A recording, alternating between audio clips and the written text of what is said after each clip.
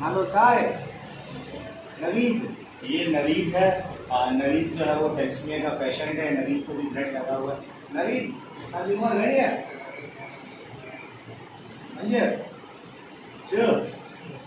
सत्य नवीद नवीद साथ नवीद सबनी हाय इधर हेलो है आप खिलाए बोले। ये नवीद की तरफ से आप लोगों को हेलो। नवीद के लिए बहुत सारी दुआएं करनी है आपने, ताकि नवीद जो है वो बीमारी से जल्दी फ्री हो गया है ना। ओके नमस्ते, अस्सलाम वालेकुम। मेरा नाम महेश कोचरा है और आज हम व्लॉग बनाने के लिए जा रहे हैं ठठे में एक थैलेसीमिया हॉस्पिटल है और वहाँ पर क्या काम होता है, बच्चों को किस तरीके से ट्रीट किया जाता है और क्या एक्टिविटीज़ होती हैं, ये आपको दिखाने के लिए प्लस थैलेसीमिया की अवेयरनेस क्या होती है वो आपको देने के लिए हमारा आज का व्लॉग बनाने के लिए जा रहे हैं। आई होप कि आपको पसंद भी आएगा और साथ ही साथ आपको काफ़ी अवेयरनेस भी मिलेगी। तो अभी रास्ते में अभी जाएंगे, नाश्ता वाश्ता करेंगे, उसके बाद वहाँ पहुँचेंगे। मिलते हैं ब्रेक के बाद। महेश्वरी समाज Pakistan, like subscribe and share. अभी हम पहुंच गए ठठा थैलेसीमिया सेंटर। अभी यहाँ अंदर एंटर हो रहे हैं। अंदर क्या मामला हैं, क्या चीज़ें हैं, वो आपको दिखाते हैं।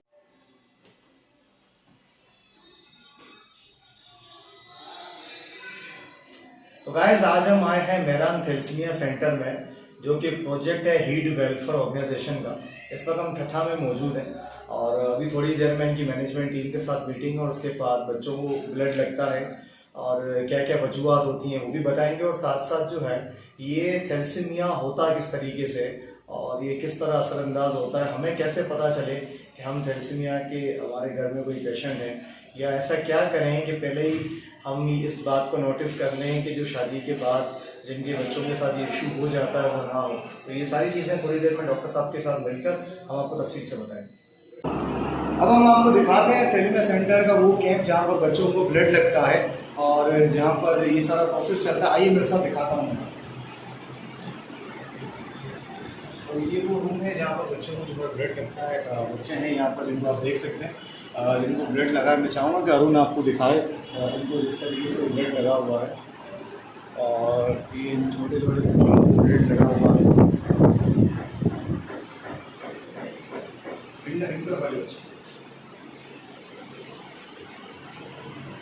हेलो कैसे हो, क्या नाम है आपका?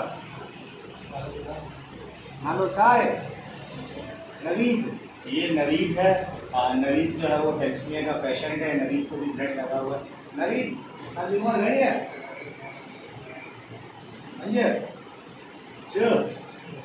सत्य नवीद नवीद साथ नवीद सबनी हाय इधर हेलो है आप खिलाए बोले। ये नवीद की तरफ से आप लोगों को हेलो। नवीद के लिए बहुत सारी दुआएं करनी है आपने, ताकि नवीद जो है वो बीमारी से जल्दी फ्री हो गया है ना। ओके पेशेंट है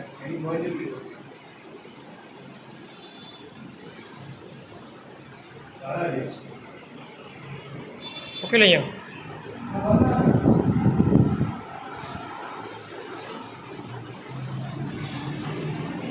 ये इस अस्पताल का जो है वो एडमिनिस्ट्रेशन डेस्क है।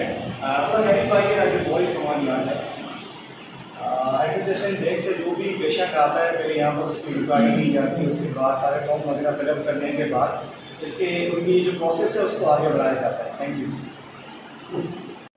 तो अभी हम मौजूद हैं लेबोरेटरी रूम के अंदर।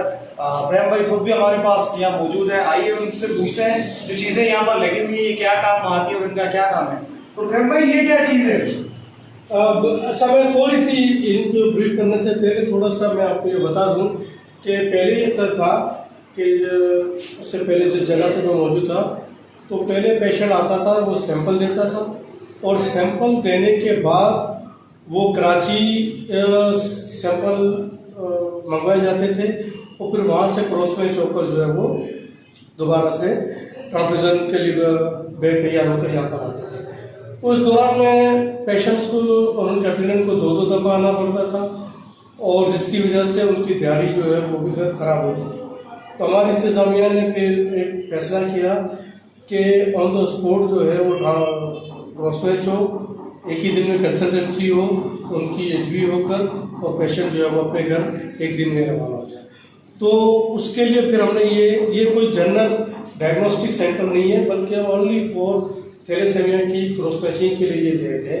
इसके अलावा जो है ये जनरल लैब का यहाँ पर कोई भी काम नहीं। तो ये मशीन जो है ये क्रॉस मैचिंग का काम करती है। क्रॉस मैचिंग होता यही है टेक्निकली तौर पे कि डोनर जो होता है उसके सेल्स और पेशेंट के सीरम, यानी डोनर की एंटीजन और पेशेंट की एंटीबॉडीज का रिएक्शन करवाया जाता है, ताकि ये पता चल सके कि आया ट्रांसफ्यूजन के दौरान में किसी किस्म का कोई रिएक्शन तो इस पेशेंट को नहीं हो सकता। ठीक है। और तो ये तो कुछ ब्लड के सैंपल, ये क्या मशीन है, इसमें क्या होता है? ये सेंट्रीफ्यूज मशीन होती है जिसपे हम आरबीसीज और सीरम को जो है उसके जरिए से लेकर आते हैं। अच्छा, और उसके बाद मुझे ये फ्रीज नुमा जो चीज यहाँ पर पड़ी है, कुछ इसके बारे में बताइए। ये फ्रिज ही है? फ्रिज ही है। अच्छा, ये फ्रिज ब्लड बैंकिंग के लिए होता है और इसका जो काम है इस कि ये टेम्परेचर को मेंटेन रखता है। जो ब्लड के लिए रिक्वायर्ड जो टेम्परेचर है 1 to 6, ये उसी दौरान में ये रहता है। अगर इस दौरान में ये टेम्परेचर आउट होगा तो ये फौरन हमें बीप दे देगा और हमें बता देगा कि मेरा टेम्परेचर आउट है। अच्छा, तो किसी 24/7 ऑन रहता है? जी बिल्कुल, ये 24/7। तो ये जितना भी सामान अभी हमने जिस पर बात की है, जो चीजें यहाँ मौजूद हैं, इन सब पर कितनी लागत आई होगी? देखिए, हमने तो खैर ये मुखैर हजरात ने जो है वो डोनेट की है, लेकिन अगर इस तरीके का ये कोई इतना बहुत बड़ा सेंटर नहीं है। हाँ, ये जरूर है कि हमारे पास एक सीबीसी मशीन भी है जिसमें कुछ एरर आने की वजह से हमने बनाने के लिए दी, तो उन्होंने बड़ा हम पर ये समझ लें कि बच्चों के लिए एक बड़े फरामदली का मुजाहरा किया और वो नई मशीन देने के लिए हमें तैयार है।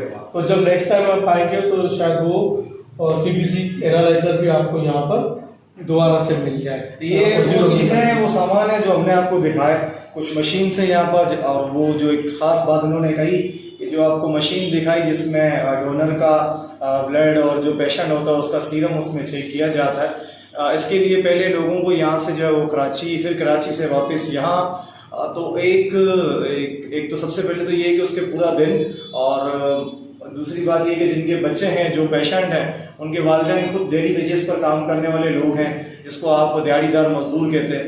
अगर उसके 1-2 दिन इसमें चले जाएं तो उनके लिए बड़ा सर्वाइव करना मुश्किल हो जाता है। तो ये जो सर्विस है ये किसी नेमत से कम नहीं है।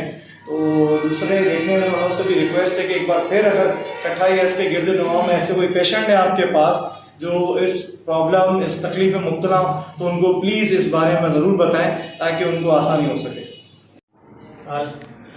तो जैसे कि हमने आपको बताया कि आज हमारा जो व्लॉग है वो थैलेसीमिया के ऊपर है। दुनिया में ये चीज़ें ख़त्म होती जा रही हैं, लेकिन एशिया के अंदर या बिलखुसूस इंडिया और पाकिस्तान के अंदर आज भी ये चीज़ें जो हैं वो दिन ब दिन परवान चढ़ती जा रही है। हर दूसरे तीसरे घर के अंदर कोई ना कोई बच्चा इस बीमारी की में मुब्तला है और फिर एक अज़ियत वाली ज़िंदगी गुजर जाती है। इसके थोड़े से प्रिकॉशंस होते हैं, इसकी कुछ एहतियात होती हैं। अगर हम उस पर अगर नज़रसानी करें तो हम किसी की ज़िंदगी को बिगाड़ने से बचा सकते हैं, हम किसी की ज़िंदगी को तकलीफ़ और अज़ियत से बचा सकते हैं। तो इस वक्त मैं मौजूद हूँ, आप देख सकते हैं मेरान थैलेसीमिया सेंटर के अंदर। ये जो प्रोजेक्ट है ये हीड वेलफेयर ऑर्गेनाइजेशन का प्रोजेक्ट है और मेरे साथ जो है वो इनके बानी मिस्टर प्रेम ठोंठिया भाई मौजूद हैं। मैं इनसे आपकी बात कर रहा था और ये हमको बताएंगे कि ये चीज़ें किस तरीके से डेवलप होती हैं, उन चीज़ों का बचाव क्या है। अस्सलाम वालेकुम प्रेम भाई, कैसे हैं आप? वालेकुम महेश, कैसे हैं आप? ठीक हैं, खैरियत सबसे पहले तो आपका बहुत शुक्रिया कि आपने जो है हमें टाइम दिया और इतने मेजर इशू के ऊपर आप काम कर रहे हैं। इस पर आपका जितना शुक्रिया अदा किया जाए कम है। नहीं, देखें, ये तो मैं गुज़िश्ता 30 बरस से जो है मैं ब्लड बैंकिंग और थैलेसीमिया से वाबस्ता हूँ और मैं आपका भी बतौर व्लॉगर्स ये मैं शुक्रिया अदा करूँगा कि आप यहाँ पर आएँ कराची से इतनी दूर और आपने इस अहम तरीन मसले को जो है वो अपनी वीडियोस में इसको जगह दी, जिसका मैं आपके लिए इंतहाई मशकूर हूँ। Sir thank you so much. अब हम बात करेंगे इन चीज़ों के ऊपर। सबसे पहले तो प्रेम भाई ये बताइए कि अगर ये थैलेसीमिया का जो मर्ज़ है उसकी इब्तिदा कैसे किस तरह होती है और पता कैसे चलता है? हाँ देखें महेश, इसमें यह होता है कि बुनियादी तौर पर थैलेसेमिया जो है ना वो एक जेनेटिक डिसऑर्डर है। यानी मैं ये कहूँ कि ये एक सीधे साधे फार्मूले के तहत होता है। तो आप यूँ समझ लें कि फार्मूले के एक तरफ जो है वो thalassemia minor plus thalassemia minor, और इसके बाद आती है आपकी इज इक्वल टू की साइन। इज इक्वल टू की साइन के बाद जो है वो थैलेसेमिया मेजर इन ब्रैकेट 25%। इसका मतलब ये होता है कि जब दो थैलेसेमिया माइनर आपस में शादी करते हैं तो 25% चांस ये होता है कि हर आने वाला बेबी वो थैलेसेमिया मेजर की बीमारी लेकर आ सकता है।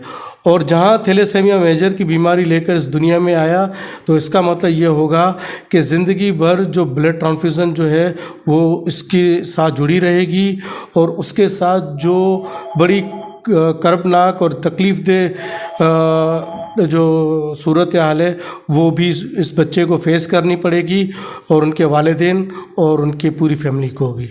अच्छा, ये जो बीमारी है थैलेसीमिया, ये बच्चा खुद अपने साथ लेके पैदा नहीं होता। ये जब इनके माँ बाप की जब शादी होती है, और जिस तरह अभी आपने बताया कि जब दो जोड़ों की शादी होती है और दो अगर सेम जो आपने बताया, तो उसके बाद जो बच्चा होता है वो ये बीमारी के साथ जन्म लेता है। तो क्या ये मुमकिन है कि इस बीमारी का शादी से पहले पता लगाया जाए?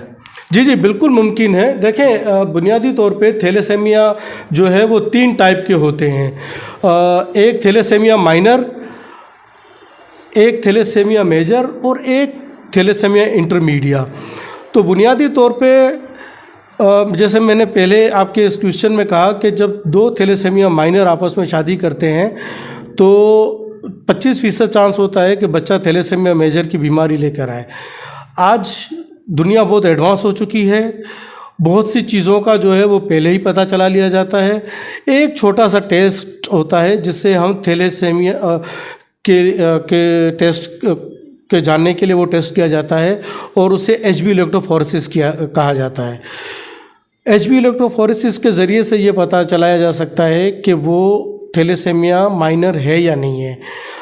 इस सूरत में सबसे अच्छी बात तो ये है कि वो शादी आपस में ना करे, लेकिन अगर इसके बावजूद भी शादी करनी पड़ जाती है कुछ वजूहात की बुना पे, तो कुदरत ने इस हवाले से भी कुछ सहूलतें इंसानों को फराहम की है, जिसके तहत आने वाले इस बच्चे को जो है इस मूजी मरज़ से बचाया जा सकता है। अच्छा, अभी जैसे कि आपने बताया कि छोटा सा टेस्ट होता है, तो अगर उसमें पता चल जाए तो उसके बाद भी रास्ते आपने बताया कि रास्ते निकल सकते हैं। लेकिन हमारी सोसाइटी के अंदर देखा गया है कि लोग जो है ना वो इस तरह की चीज़ों से दूर भागते हैं। स्पेशली अगर आप उनको शादी से पहले किसी भी किस्म का टेस्ट कहते हैं तो उनके जहन में अजीब व गरीब सवाल आना शुरू हो जाते हैं। तो अगर कोई बंदा या कोई बंदी बिफ़ोर मैरिज अपने ये टेस्ट करवाना चाहते हैं तो वो कहाँ जाएं? क्या इसके लिए कोई सेंटर होते हैं या किसी भी नॉर्मल हॉस्पिटल में जाके वो अपना ये टेस्ट करवा सकते हैं? जी जी देखें, आपने बड़ा अच्छा ये सवाल किया है। थैलेसेमिया के HB इलेक्ट्रोफोरेसिस को लेकर जो है वो काफ़ी मिसकंसेप्शंस हैं, और मतलब जब हम ये क्या कहते हैं कि शादी से पहले ये टेस्ट करवाना चाहिए, तो अमूमन जो नौजवान जो बच्चा है वो ये समझता है कि शायद वो उसमें कोई जिस्मानी खामी है। इसी तरीके से जब बच्ची को ये बताया जाता है तो बच्ची ये तसव्वुर कर लेती है कि शायद उसमें वो सलाहियत नहीं है जो कि आम दूसरी औरतों में अमूमन ये सलाहियत पाई जाती है अफज़ाइश नस्ल के हवाले से। तो देखें, इसका ताल्लुक़ जो है वो इन चीज़ों से बिल्कुल भी नहीं है, और दूर दूर तक नहीं है। HB इलेक्ट्रोफोरेसिस जो है वो बुनियादी जानकारी है थैलेसेमिया से बचने के लिए, और ये टेस्ट जो है ये आप किसी भी लेबॉर्ट्री डायग्नोस्टिक सेंटर में चले जाएं, वहाँ पर आपको ये टेस्ट बड़े ही सस्ते जो है मीन्स कहीं भी नॉर्मल लेबॉर्ट्री से करा सकते हैं। तो इस टेस्ट का नाम क्या है? इस टेस्ट को जो है जैसे मैंने पहले कहा था कि इस टेस्ट का नाम है HB इलेक्ट्रोफोरेसिस। HB इलेक्ट्रोफोरेसिस, ठीक है। अच्छा, इसके बारे में मैं आपको बता दूं कि देखें पूरी दुनिया में हुआ ये है कि थैलेसेमिया को जो रोका गया है वो थैलेसेमिया प्रिवेंशन के मेथड से रोका गया है।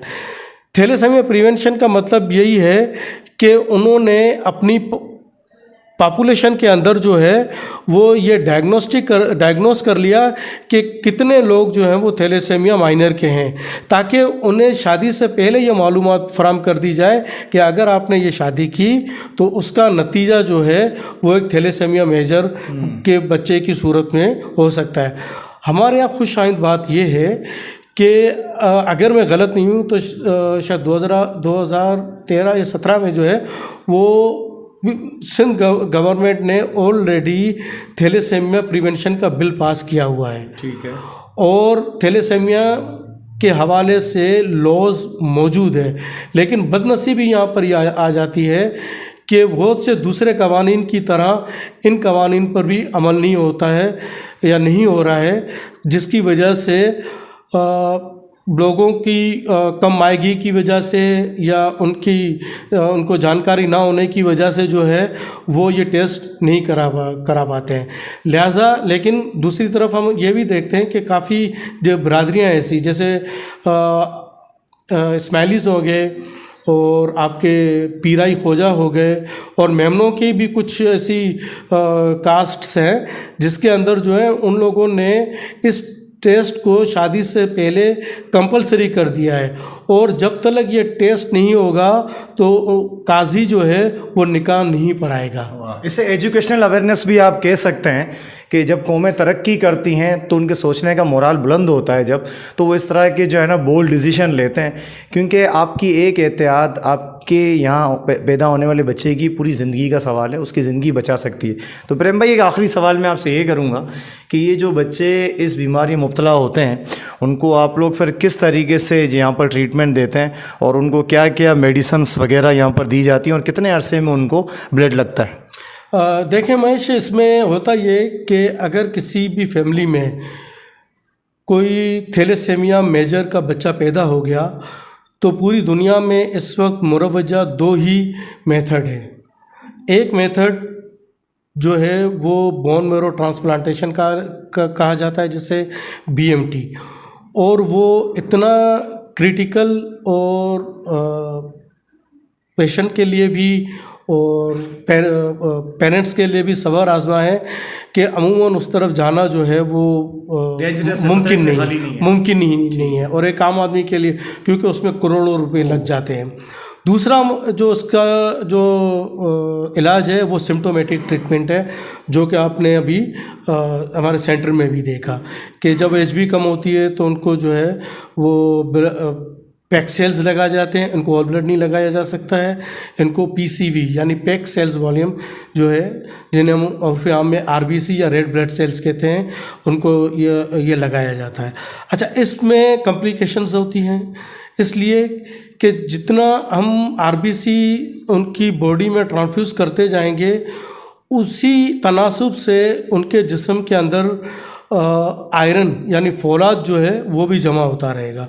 तो सबसे पहले जो फौलाद या ये जो आयरन है ये तिल्ली को मुतासिर करता है। जब तिल्ली के पास उस आयरन को मज़ीद स्टोर होने के लिए जगह मैसर नहीं होती तो वो दूसरे ऑर्गन्स को देना शुरू कर देती है।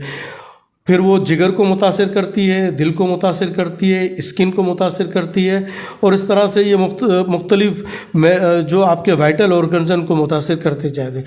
तो उसके लिए फिर लगातार जिस तरीके से ज़िंदगी भर इनको ब्लड ट्रांसफ्यूज़न दिया जाता है, इसी तरीके से इनको आयरन चेलेशन थेरेपी दी जाती है।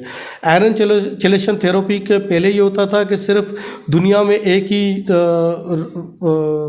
तरीका राइज था, और वो था ये डेस्फ्रोल इंजेक्शन की शक्ल में, जो कि सबकुटेनियस भी लगता है यानी स्किन में लगता है, IV भी लग सकता है ये।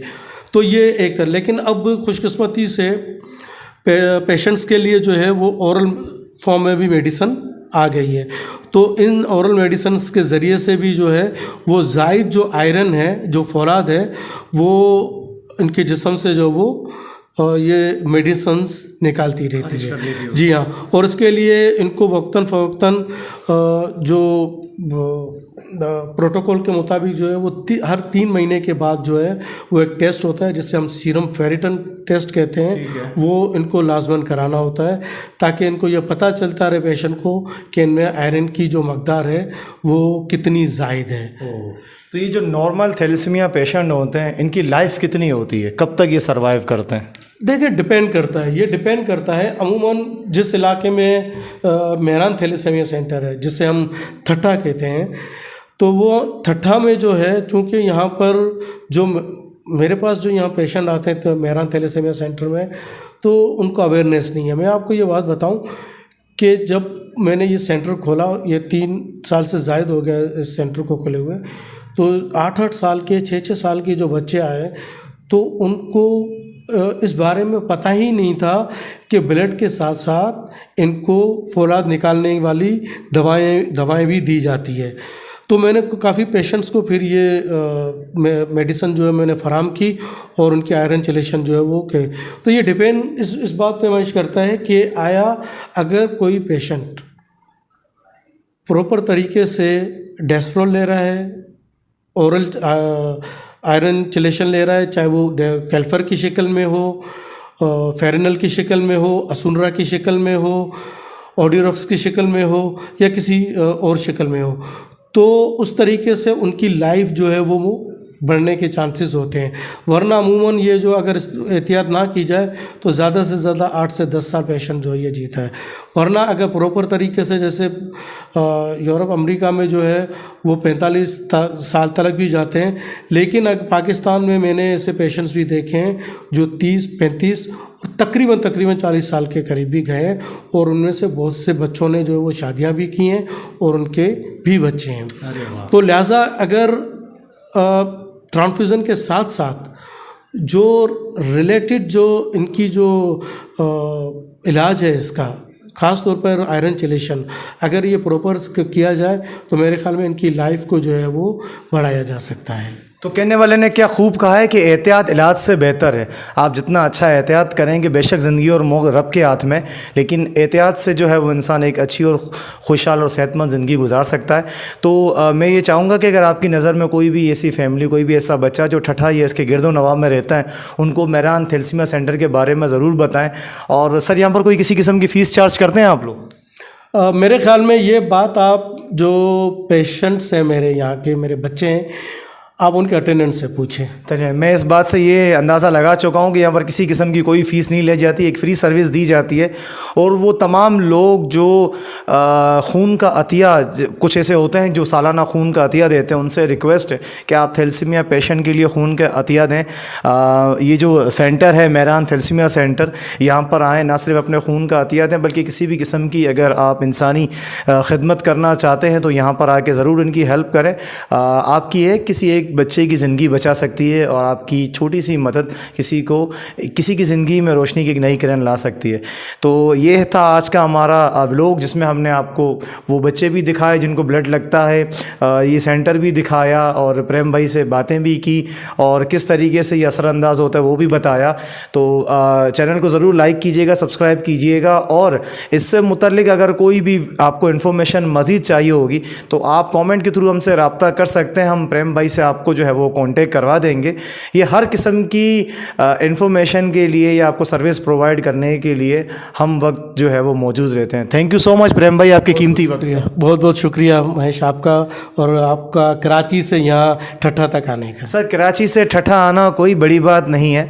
अगर दिल में चाह हो और किसी की सपोर्ट या किसी की मदद करने के लिए इंसान निकले, लोग तो चांद तक पहुँच जाते हैं, हम तो फिर भी कराची से ठट्ठा तक आएँ। अपना बेहद ख्याल रखिएगा, चैनल को ज़रूर सब्सक्राइब कीजिएगा। It is Mahesh Kochra signing out from now. Thank you. Khuda Hafiz and Namaste.